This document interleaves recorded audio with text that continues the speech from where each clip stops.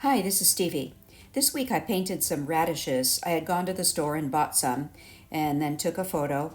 And I did one painting of them. This is about a size 4 by 5.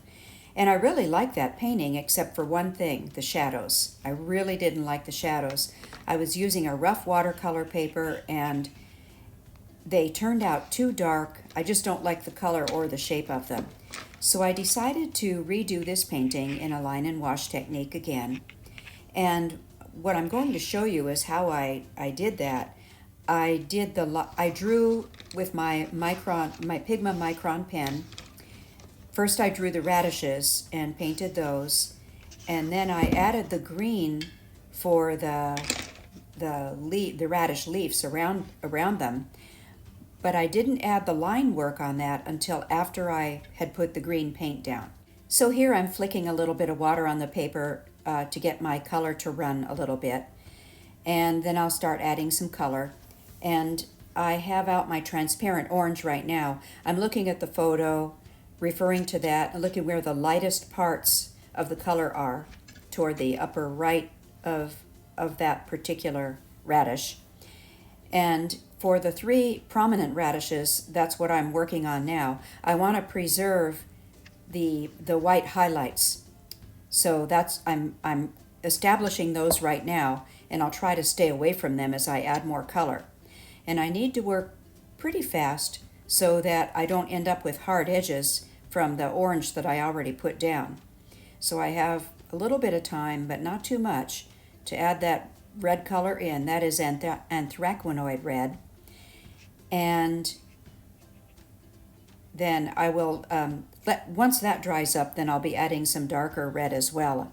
But I like that it's a good medium red, fairly transparent, because I like transparent colors. So I just keep working around the radishes, referring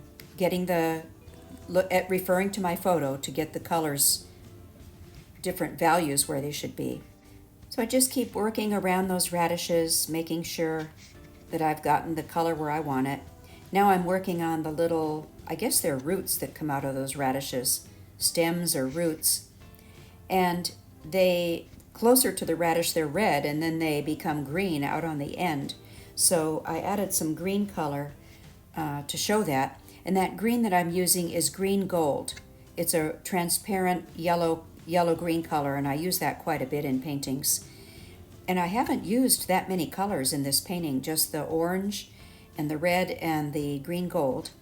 I will add a couple of other colors as I go, and I'll mention those.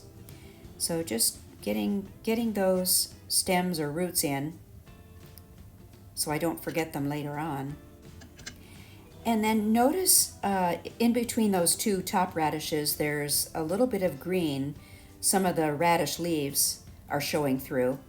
And I put some green gold in there, and then I went back and added some ultramarine blue to that green gold to darken up the part that was at the bottom of it. Now I'm going back in with some alizarin crimson, which is a cooler, darker red, and going to reinforce those dark areas of each of those radishes. So I'm referring to my photo to where those darkest areas are, and just adding those in, always referring back to my photo to use as a reference for those dark areas. I also want to make sure that I preserve those lighter areas as I go around. I had used the orange, the transparent orange in the beginning because it's just a lighter value, and I often use that with red colors to indicate a highlight. So I want to make sure that I capture all of those different values, and that's what gives these radishes their form. So my goal is to have light, medium, and dark values on all of these. Now I'm referring back to my little drawing of the radish leaves so that I'll have some idea of where I'm going with this paint.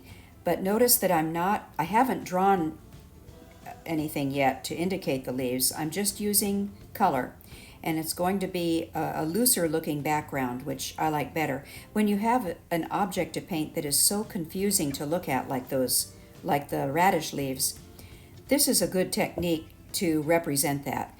I'm not going for a botanical illustration here. I'm really suggesting the form. And I love line and wash for this kind of a technique because it's an easy thing to do. So I went around first with my green gold, and you could see how I just used loose strokes to go around, making sure that I blended out the outer edges so they're soft. And then I mixed some ultramarine blue in with the green gold to get that darker value, and I put that close to the radishes. So notice that the dark color is right close to each radish, but as you move away from those, as the leaf moves away, the color becomes lighter out toward the edge. And that's a nice technique so that you don't draw the eye right out of the painting with that dark color. When you have dark color all over the background, it just tends to take over the whole painting. And I'm really just kind of guessing here. I do look at the reference photo for where there are some dark areas, but I'm not being that careful about it. As you can see, I'm just indicating some dark color there, not worrying so much about the form at this point. Just looking at all the areas where I see those leaves, getting in the light color and then the dark color close to the radishes.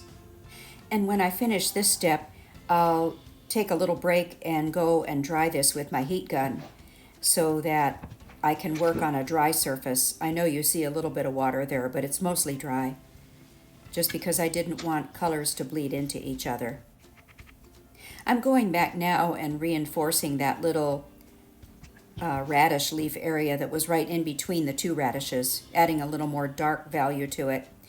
And so now that I've dried my painting a little bit, I can go back in with my Micron pen. And I should mention, I'm using a Micron 03, size 03 pen.